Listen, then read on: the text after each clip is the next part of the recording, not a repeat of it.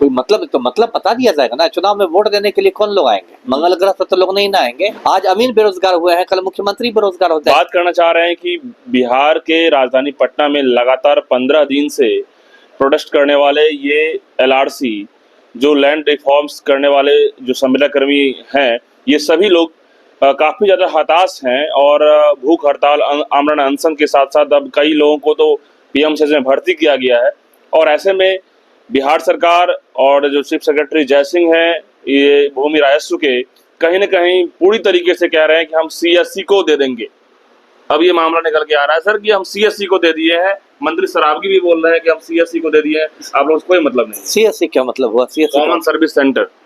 अच्छा, ये तो खैर लोग पतली गली से निकल रहे हैं। लगभग 10,000 अमीनों की संविदा पर बहाली हुई थी। संविदा मतलब दर्शक जानता है, कॉन्ट्रैक्ट पर बहाली हुई थी, वो नियमित सेवा नहीं थी। अब क्या हो रहा है कि वो लोग बैठे हुए हैं 15 दिन से गर्दनी बाग, जो पटना का धरना स्थल है, और कह रहे हैं कि हमें नियमित कर दीजिए। और उनकी मांग भी सही है। जब नियोजित शिक्षकों को नियमित किया जा सकता है, एक परीक्षा लेकर राज्यकर्मी का दर्जा दिया सकता है, तो इनको क्यों नहीं नियमित किया जाएगा? अब राज्य सरकार जो है, जो एकदम संवेदनहीन है ना, संवेदनहीन है। और जो राजस्व और भूमि सुधार विभाग है, जिसके प्रधान सचिव आपने कहा जय सिंह है, तो इन लोग कह रहे हैं कि नहीं, मतलब ये हमने वो नियमावली बनाई थी, संविदा नियमावली 2019, संशोधित नियमावली 2022, लोग ज्ञान बांट रहे हैं, है ना। और उसमें से लगभग 256 लोगों को इन्होंने बर्खास्त कर दिया, जिसमें आपको अमीन है, जिसमें आपको कानून को शामिल है, जिसमें आपको सहायक बंदोबस्त पदाधिकारी हैं, जिसमें लिपिक है, मतलब संवेदनहीनता है ना। अरे सबका परिवार है, सबका रोजी रोटी है, सबका बाल बच्चा है, सबका घर चलना चाहिए, है ना। और अब एक नई बात जो आप बता रहे हैं कि एक ये भी इसको बोलचाल की भाषा में कि फेंका फेंकी, हम सीएससी पर भेज देंगे। अरे सीएससी पर क्यों भेजिएगा? आपका विभाग है। आप देखिए, अब तक तो सरकार का कोई नुमाइंदा नहीं गया। कितने दुख की बात है।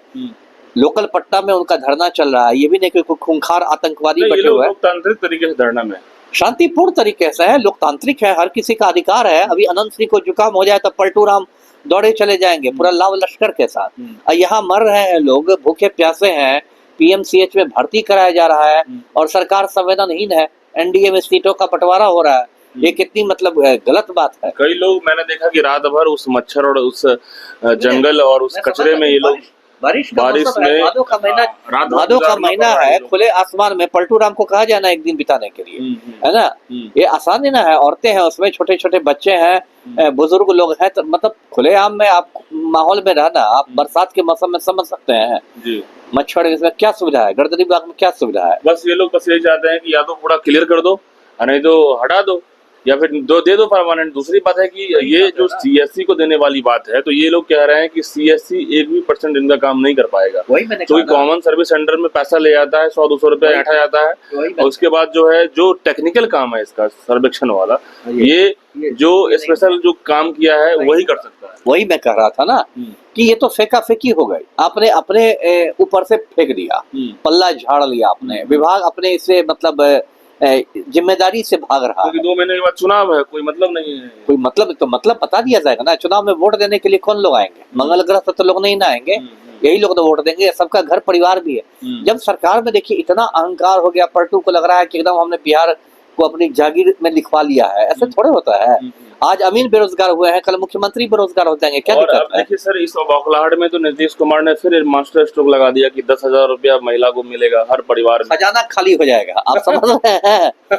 कैलकुलेट किए हैं, खजाना खाली हो जाएगा, है ना। 10-10 हजार देंगे, तो मतलब इसी को कहते हैं डपोर शंखी घोषणा, है ना। इसी को कहते हैं डपोर शंखी घोषणा। है आपके पास उतना, दिवाला पिट जाएगा बिहार का। कैबिनेट में पास हो, हरी झंडी मिल गई, और अब सितंबर से खाते में, अरे एकदम हरी झंडी, लाल झंडी, पीली झंडी, सब झंडी दिखा दे पलटू राम। देखिए असली बात समझिए, पलटू राम समझ गए हैं कि अब उनका बोरिया बिस्तर बन रहा है। जिस तरह की भीड़ राहुल गांधी की मतलब वोटर अधिकार यात्रा में आ रही है, जिस तरह की भीड़ प्रशांत किशोर की बिहार बदलाव यात्रा में आ रही है, जिस तरह से मंत्रियों को खदेड़ा जा रहा है, कभी मंगल पांडे खदेड़े जाते हैं, कभी श्रवण कुमार खदेड़े जाते हैं, तो पलटू राम तो समझ रहे हैं कि भाई अब सरकार खत्म हो रही है। तो ये तो उनकी बौखलाहट है कि पहले वृद्धावस्था पेंशन को 400 से 1100 करो, फिर इसका बढ़ाओ उसका बढ़ाओ, अब कुछ नहीं मिला तो 10,000, उसमें भी बात नहीं बनेगी तो अगले महीने 20,000 सबको दे देंगे।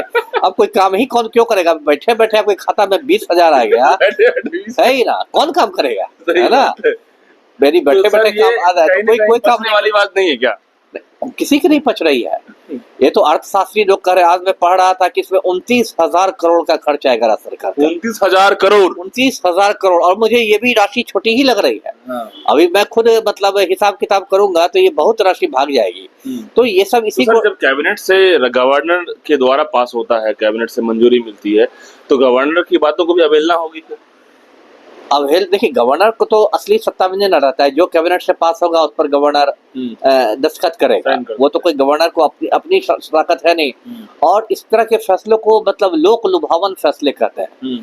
फैसला से क्या होता है, मोदी जी ने कहा था ना कि हर के अकाउंट में 15-15 लाख रुपए आ जाएंगे, याद है कि नहीं।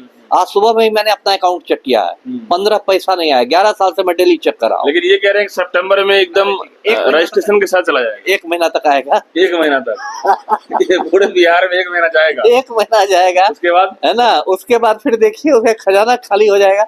ये सब देखिए पब्लिक को चुना लगाने का ये सब शगुफा। यहाँ की पब्लिक ऐसी मूर्ख और जाहिल है ना। मान लीजिए लोग पब्लिक को यदि अवेयर हो जाए और 10,000 रुपये भी रख ले और वोट भी ना दे, तो फिर तो ये भी हो सकता है, पब्लिक हो सकता है। मैं तो यही उम्मीद कर रहा हूँ मैं तो यही उम्मीद कर रहा हूँ महिलाओं से कि भाई 10,000 रुपया ले लो, कोई दिक्कत नहीं है ना।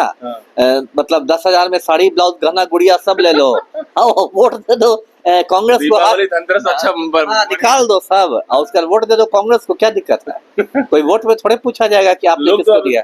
चेंज भी कर सकता है ना सिचुएशन, एकदम चेंज कर सकता है। जनतंत्र का मतलब ही है चेंज करना, बदलाव होते रहना चाहिए ना। मैं वही देखा इस पूरे मामले को कि भाई 10,000 रुपए यदि आप दे रहे हैं और इधर जो है भूखमरी मर रहा है, ये लोग जो संविदा कर्मी हैं इनको परमानेंट नहीं कर रहे हैं। वही मैंने कहा ना, 10,000 रुपए घोषणा अभी आप संविदा कर्मियों से यदि कहिए कि आप संविदा कर्मियों को नियमित बना ले, तो यही पलटू राम कहेंगे कि हमारे पास पैसे नहीं है, हमारा खजाना खाली हो जाएगा। यही पलटू राम आपको हिसाब किताब करके समझा देंगे। लेकिन चुनाव में आप एक तरह से ये घूस दे रहे हैं, इसी को लोक लुभावन वादे कहते हैं। एक तरह यहाँ पे यही हुआ ना सर कि 200 यूनिट 125 यूनिट बिजली भी फ्री कर दी ना।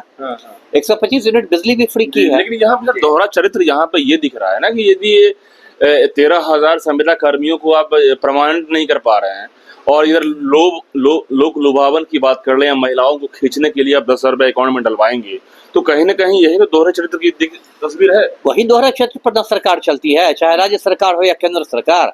केंद्र सरकार हजारों करोड़ रुपए में संसद का नया भवन बनवा दिया, जबकि उसकी कोई आवश्यकता नहीं थी।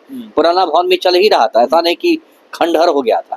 लेकिन उसी सरकार से पूछा जाएगा कि आप अग्निवीरों को पेंशन क्यों नहीं देंगे 4 साल बाद, तो सरकार बोले कि पैसे कहाँ से आएंगे, खजाना खाली है, आर्थिक बोझ सरकार सहन नहीं कर पाएगी। तो आलतू फालतू चीजों के लिए आपके खजाने में पैसा रहता है, संसद का नया भवन बनाने के लिए।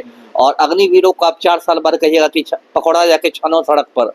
पकौड़ा क्या सर ये लोग कहिएगा, जो संविदा कर्मी जो बेहोश होके जब हॉस्पिटलाइज हो रहा है, ये लोग वही है। एक तो मैं यही कहूँ कि भाई हिंसा का रास्ता पर नहीं जाए, जो भी करना हो अहिंसक संघर्ष करें। तो कुर्ता पजामा जो है उजला वाला गमछा पहन के ये लोग बैठा हुआ है 8-9 लोग। अच्छी बात है, लेकिन विपक्ष को भी जाना चाहिए। विपक्ष का पता नहीं, मुझे समझ में नहीं आ रहा है। राहुल गांधी जा रहे हैं ना, राहुल गांधी तो हो सकता है, वैसे राहुल गांधी भी गर्दनी बाग तो गए ही थे बीपीएससी के अभ्यर्थियों से मिलने के लिए। लेकिन जाना चाहिए। मान लीजिए खुद जाने की नहीं भी मतलब आपको नहीं भी समय, आप बहुत बड़े नेता हैं, तो कम से कम जो आपके छोटे नेता जो आपके नुमाइंदा है, नुमाइंदा को तो आप भेज सकते हैं ना। जा सकते हैं तेजस्वी यादव और भी मतलब या प्रशांत किशोर की पार्टी जनस्वराज पार्टी से कोई व्यक्ति नहीं गया है ना। तो ये तो जाना चाहिए। गर्दनी बाग राजधानी में है और एक बड़ा तबका बैठा हुआ है। 13,000 में ये लोग पढ़े लिखे लोग हैं, ऐसा नहीं कि ऐरा गैरा नहीं है। मैं कह रहा हूँ उसमें ऐरा गैरा कोई नहीं है। उसमें जो आपको है सहायक बंदोबस्त पदाधिकारी सब अच्छे खासे पढ़े लिखे लोग होते हैं।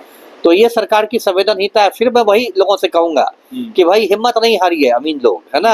आज आप बेरोजगार हो रहे हैं और आप एक हो जाइएगा तो नवंबर में मुख्यमंत्री को बेरोजगार कर दीजिएगा। बिल्कुल जी। तो पूर्व IPS अमिताभ दास सर ने कहा कि हिम्मत नहीं हारिए, जो लोग भी डटे हुए हैं अपने आंदोलन और अपने इस शांतिपूर्ण धरना में, आप हिम्मत ना हारें, डटे रहिए। और यदि मुख्यमंत्री नीतीश कुमार आपकी नौकरी को स्वीकृति नहीं देंगे तो इनका भी रास्ता अख्तियार हो जाएगा। लोग चाहेंगे और आप लोग चाहेंगे तो कुछ भी कर सकते हैं। आप तमाम लोग इस मसले को लेकर क्या सोच रहे हैं कमेंट बॉक्स में बताइएगा। बहुत बहुत धन्यवाद।